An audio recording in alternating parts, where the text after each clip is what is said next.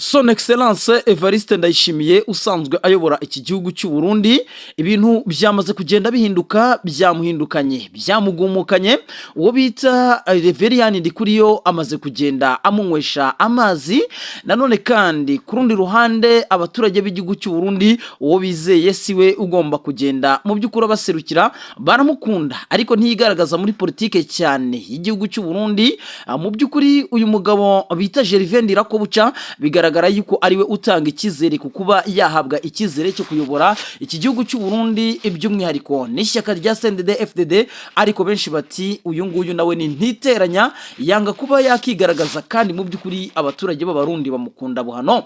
Nanone kandi Reverien Ndikuriyo benshi bashinza yuko yaba afite ubumuga bw'ingingo. Ikindi kandi nanone akomeza kugenda benshi abamuzi bavuga yuko ari umugabo utajya ugira imikino, ndetse mu gihe yaba agiye kuyobora aba baturage b'u Burundi ubuzima bwabahindukana kurenza yuko mu by'ukuri nuko Perezida Evariste Ndayishimiye ayoboye iki gihugu cy'u Burundi. Ni nayo mpamvu rero reaction zikomeje kugenda ziba nyinshi mu butegetsi bw'iki gihugu cy'u Burundi. Benshi baravuga bati ahazaza h'iki gihugu ni hehe. Turaza gukubitira rero mu nama iteganyijwe ku itariki ya 25 z'uku kwezi umwaka w'ibihumbi 2026, ubwo ishyaka rya CNDD-FDD rigomba guteranya kongre. Nyamuneka iyi kongre igasiga hamenyekanye ese ni Gervais Ndirakobuca, ni Reverien Ndikuriyo, cyangwa se ni Perezida Evariste Ndayishimiye ugomba kongera guhabwa ikiringo cya kabiri cyo kuyobora iki gihugu cy'u Burundi. Muraza kugenda mumenya ibyari byo. Nubwo bwose inama irimo iragenda itegurwa, ariko nanone ku munsi w'ejo hashize hari habaye inama ivuga yuko mu by'ukuri hari hafatiwemo imyanzuro, ndetse muri iyi nama bivuga yuko bita Reverien Ndikuriyo ari bwamanitse cyangwa se yagaragaje yuko yifuza kuba yatanga umwanya wo kuba yayobora uyu muryango wa CNDD-FDD. Turaza kugenda tureba ibyari byo, ariko nanone tuze kugenda tureba amakuru avuga ku buzima bw'umukuru w'igihugu cy'u Burundi. Benshi bari kubugereranya n'ubwa mugenzi we yajeho asimbuye, aho n'ubundi bimeze nkaho ari umuco kuba perezida b'igihugu cy'u Burundi gusimburana batakiri mu buzima, cyangwa se batagihumeka umwuka w'abazima. Benshi bakavuga bati impamvu Perezida Evariste Ndayishimiye amaze iminsi atagaragara mu ruhame, yaba yaragize ikibazo cy'ubuzima, ndetse nk'uko bigaragara umwuka utari mwiza umaze iminsi ugaragara hagati y'aba bagabo, hagati yewe na Reverien Ndikuriyo, ndetse bikavugwa yuko yaba ariyo nyirabayazana yuko uyu mukuru w'igihugu cy'u Burundi ubuzima bwe bwaba buri mu kaga. Turaza gukubitira mu gisirikare cy'u Burundi FDNB, turebe umugabo witwa Prime Niyongabo nyuma yo kohereza batayo nyinshi z'ingabo z'u Burundi zifashishije ubwato zikambuka ikiyaga Tanganyika zikerekeza i Karemi. Uyu mugabo yaje kugenda asohora itangazo rikomeye cyane ubwo yari ari muri SCAM, cyangwa se mu kigo gishinzwe gutegura aba ofisiye bagomba kugenda bayobora mu gisirikare cy'u Burundi. Turaza kugenda tureba ibyari byo. Ese uyu mugabo Prime Niyongabo yaba yongeye kugumuka kuri Perezida Evariste Ndayishimiye, ko mu minsi yashize rwose byakomeje kugenda bigaragaza yuko uyu mugabo yagendaga avuguruza bimwe mu byemezo umukuru w'igihugu cy'u Burundi yagendaga afata. Turaza kugenda tureba nanone ku kijyanye n'imyigaragambyo ikomeje kugenda igaragara hariya mu Gitega. Abaturage bakomeje kwirara mu mihanda gake gake bagaragaza yuko mu by'ukuri barambiwe kandi bakomeje kugorwa n'ubuzima, nyuma yuko ibiciro by'ibiribwa ndetse n'igitoro byamaze kuzimba. Ariko nanone Perezida Evariste Ndayishimiye we ntahwema kugaragaza yuko igihugu cy'u Burundi ari kimwe mu bihugu bikize ku isi, ndetse ngo yaba ari na paradizo ya Afurika. Ibyo byose rero benshi babigaragaza nkaho mu by'ukuri byaba ari agashinyaguro uyu mukuru w'igihugu yaba afite ku baturage biwe. Tuze kureba ibyaje kugenda bitangazwa na Faustin Ndikumana. Mu by'ukuri nk'uko bigenda bigaragara, uyu mugabo rero nawe yamaze kugenda mu by'ukuri asa naho aba ihwa ry'umushubi mu kirenge cya Perezida Evariste Ndayishimiye. Ukurikije ibyatangajwe n'uyu mugabo mu minsi yashize ubwo yaganiraga n'itangazamakuru, yagaragaje yuko mu by'ukuri ngo mu gihe iki gihugu cy'u Burundi cyaba gikoze amavugurura ndetse n'impinduka, bivuze ngo ishyaka rya CNDD-FDD riramutse zitakiri ku butegetsi, nuko umubano w'ibihugu byose wamaze kugenda uzamba hagati y'igihugu cy'u Rwanda ndetse n'igihugu cya Repubulika y'u Burundi byakongera bigasubira mu buryo. Nanone kandi akagaragaza yuko nta yindi mpamvu itera ubukene abaturage b'abarundi gusa kwifungwa ry'imipaka ya hato na hato aricyo kirimo kiragenda gitera abaturage b'abarundi ibibazo bigiye bitandukanye. Turaza turaza kugenda tureba nyamuneka bidatinze rero mudukorere subscribe mudukandire like share mu by'ukuri ibiganiro byacu bikwirakwira cyangwa se bigere henshi hirya no hino kuba dutega amatwi turebe muri CNDD FDD cyangwa se mu ishyaka riri ku butegetsi hano mu gihugu cy'u Burundi uburyo bihagaze. Ni amakuru amaze iminsi acicikana agaragaza yuko ubuzima bw'umukuru w'igihugu cy'u Burundi bwaba butorohewe habe na gato cyangwa se byaba biri mu bihe bidasanzwe nyuma yuko ubuzima bwa Perezida Evariste Ndayishimiye mu by'ukuri bwaba butorohewe habe na gatoya. Amakuru aravuga yuko muri iri shyaka CNDD FDD baba barimo barafata icyemezo cyo kuba batora undi kandida perezida ugomba kugenda abahagararira. Perezida Evariste Ndayishimiye akaba yagenda yakwa icyizere cyo kuba agomba kugenda ahagararira iki gihugu cy'u Burundi mu matora ya perezida wa Repubulika. Benshi bakavuga yuko mu by'ukuri icyaba ari akaga gakomeye cyane n'ubundi nk'uko bisanzwe bigenda ku butaka bw'iki gihugu cy'u Burundi. Amakuru avuga yuko ubuzima bw'umukuru w'igihugu bwaba butifashe neza. Ibi biragaragazwa ngo n'iminsi igera kuri 2 ishize adakandagira muri presidence. Benshi bakibaza bati ese bwa buryo n'ubundi umenyerewe ku butaka bw'igihugu cy'u Burundi no gusimburana kugenda gutezamo ibibazo byaba byongeye kugwira uyu mukuru w'igihugu cy'u Burundi. Turaza kugenda tubabwira uburyo bihagaze nanone kandi nkuko twamaze kugenda tubibemerera. Uyu mugabo bita Gervais Ndirakobuca yizewe n'abaturage b'abarundi ariko nta nubwo we ajya agaragaza n'akanunu na gatoya ko kuba icyo cyizere cy'abarundi yagenda agiha umwanya. Ni nyuma yuko ibi byadutse wo bita Reverien Ndikuriyo usanzwe ayobora uyu mugambwe CNDD FDD agaragaje yuko mu by'ukuri yaba ari we utanga icyizere cyane cyane ko amaze iminsi yikomanga mu gatuza yirata yuko mu by'ukuri urubyiruko rw'imbonera kure ngo rwaba rumushyigikiye. Ibi rero ngo bikaba yaba impamvu yonyine yimushyigikira cyangwa se imushishikariza kuba yayobora iki gihugu cy'u Burundi. Muraza kugenda mumenya rero ngo byaba bimeze bite mu gihe iki gihugu cy'u Burundi ubuzima bwaba busa naho bugenda bukomera gato gato cyangwa se bwakomeza kugenda busa naho bukomerera uyu mukuru w'igihugu. Tuza kugenda turebera ku basirikari b'u Burundi aho bivuga yuko mu kwezi gushize abasirikare bagera kuri 200 b'igihugu cy'u Burundi baba baraguye ku butaka bw'igihugu cya Kongo. By'umwihariko harimo operation zikomeye yaba operation yo gufata iki umujyi wa Uvira ndetse n'ahandi hose hagiye hatandukanye. By'umwihariko muri Kivu y'Amajyepfo turaza kugenda tureba ibyari byo intambara yabereye mu kibaya cya Ruzizi by'umwihariko mu bice bya Kamanyora, Sanje ndetse n'ahandi hose hariya mu kibaya. Tuza kubabwira ingabo z'abarundi bivugwa yuko nyamuneka zikomeje kugenda ziyongera nanone mu bice bitandukanye muri teritwari ya Fizi aho bivugwa yuko rwose mu bibogobogo ahangaha ingabo z'u Burundi zahatiye amatago mu buryo bukomeye cyane. Tuza kugenda tureba umwuka uburyo uhagaze hagati y'umugaba mukuru w'ingabo Premier y'ingabo ndetse n'umukuru w'igihugu Evariste Ndayishimiye aho amakuru avuga yuko nyamuneka abangaba basa naho batari kuvugwa rumwe. Ariko nanone mudukunde tuza kugenda tureba dukubitira amaso yacu hariya mu gihugu cya Uganda tubabwire itegurwa ry'amatora rikomeye cyane riteganyijwe ku munsi w'ejo. Byamaze kugenda bitangazwa yuko internet yamaze kugenda ifungwa nyuma yuko mu by'ukuri harimo haritegurwa amatora ya perezida wa Repubulika mu gihugu cya Uganda.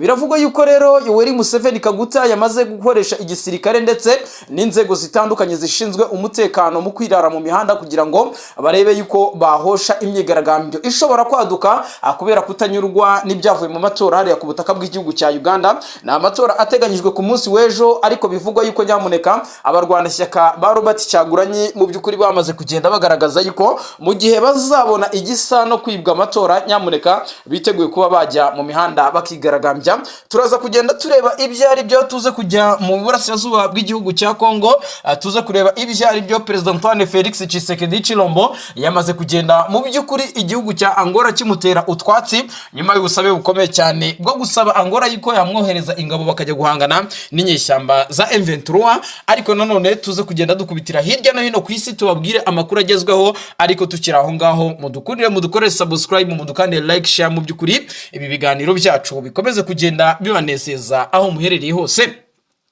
Nibyo rero amakuru azindutse muri iki gitondo cya tariki ya 14 by'umwihariko ku butaka bw'igihugu cy'u Burundi. Amakuru aravuga yuko tayari ishyaka rya CNDD FDD ryamaze kugenda ricikamo ibice bibiri.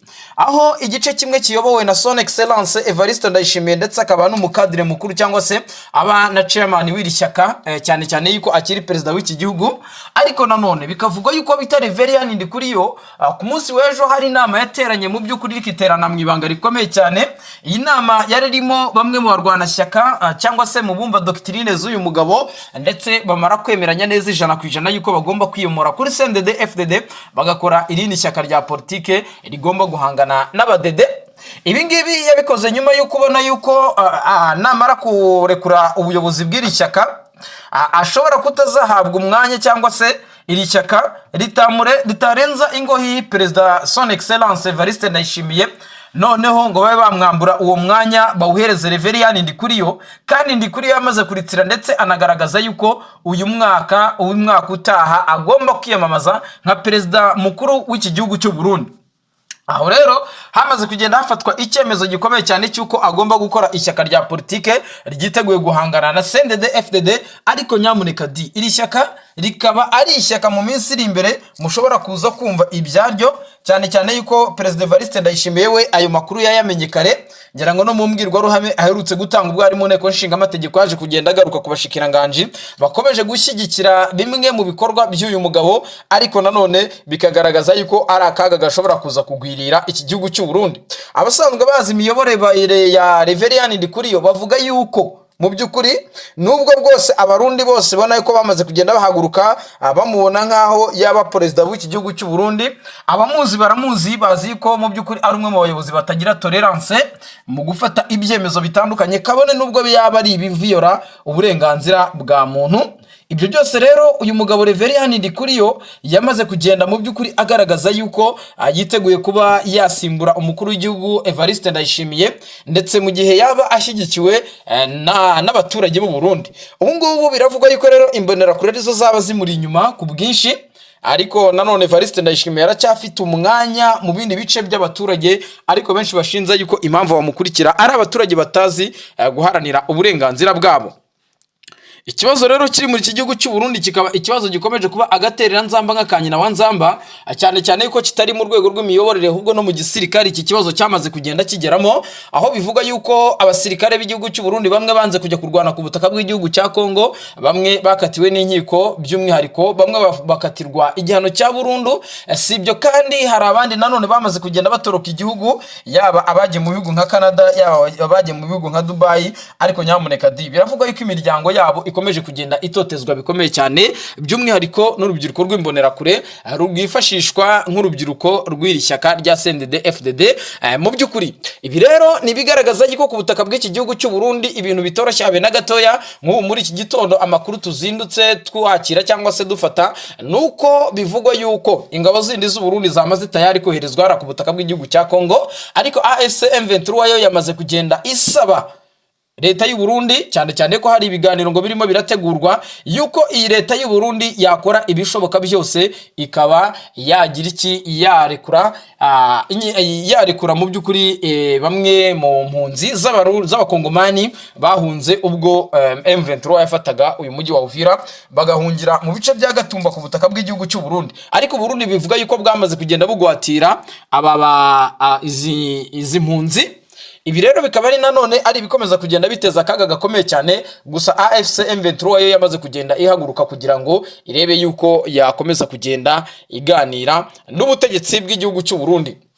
Amakuru rero twakiriye muri iki gitondo aravuga yuko mu gihugu cya Uganda ho itumanaho rya internet ryamaze kugenda rikatingwa cyangwa se rikatwa. Ibi biri kuba mbere yuko amatora ategurwa cyangwa se amatora aba ku munsi w'ejo ku itariki ya 15 z'ukwezi kwa mbere umwaka wa 2025. Na amatora ya perezida wa Repubulika ndetse akomatanyije n'ay'abadepite n'inzego z'ibanze, aho mu gihugu cya Uganda nyamuneka muri iki gitondo cya karama bikuru yazindutse avugwa aragaragaza yuko mu by'ukuri internet yamaze kugenda ikurwaho.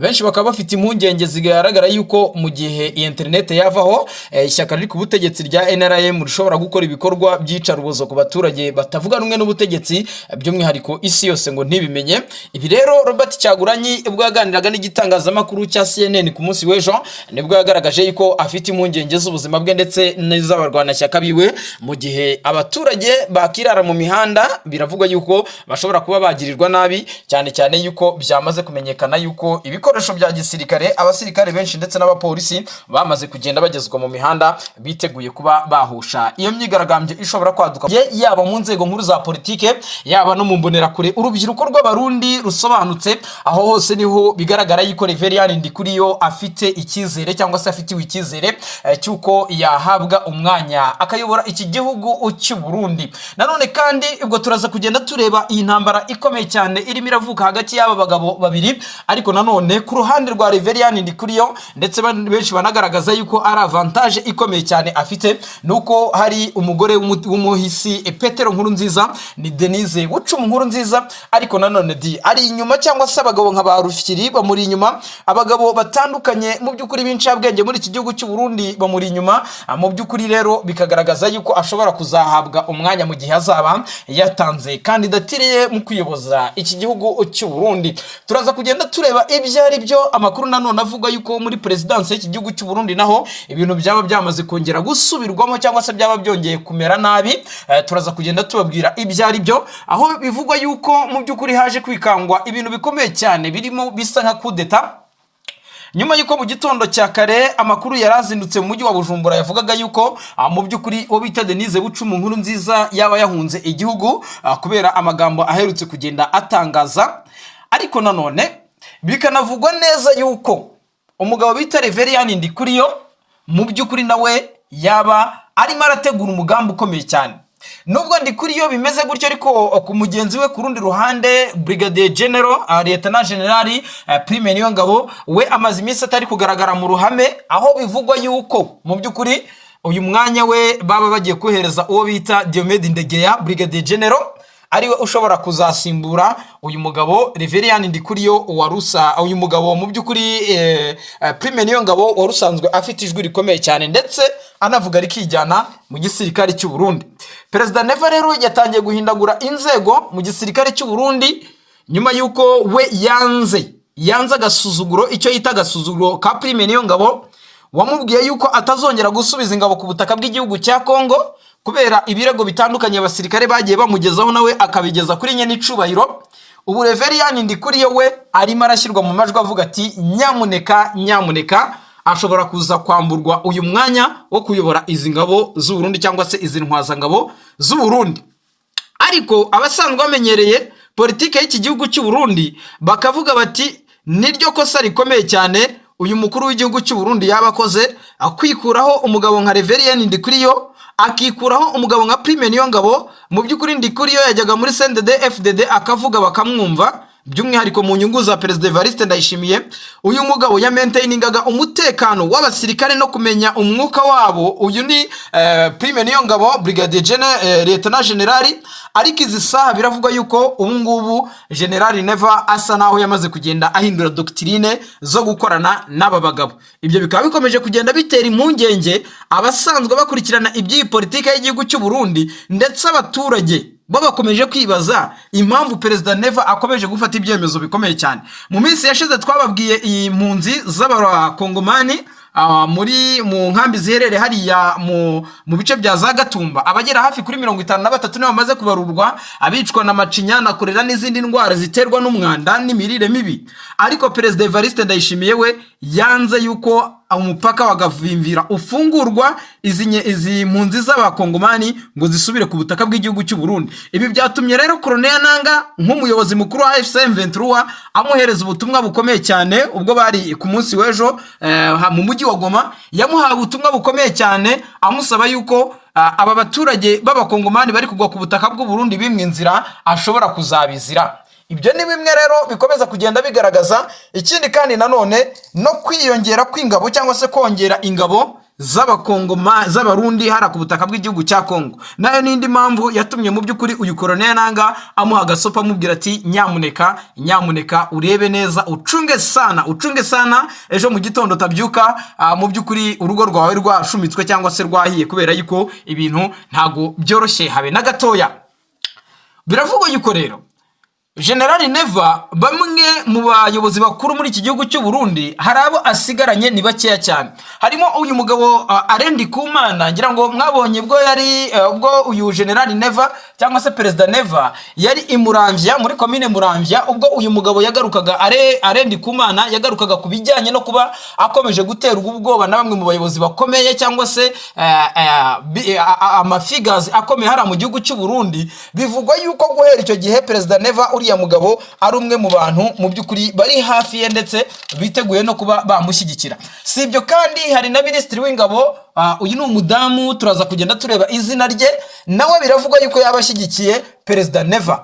Hakazaho abagabo batandukanye barimo ababamba Apotre Mbayahaga bakivuga Neva akagira ngo mu by'ukuri bari kumwe nawe. Hakazamo amazina ngira ngo uyu mugabo bita uyu Minisitiri w'Ububanyi n'Amahanga yitwa Edouard Ndikumana.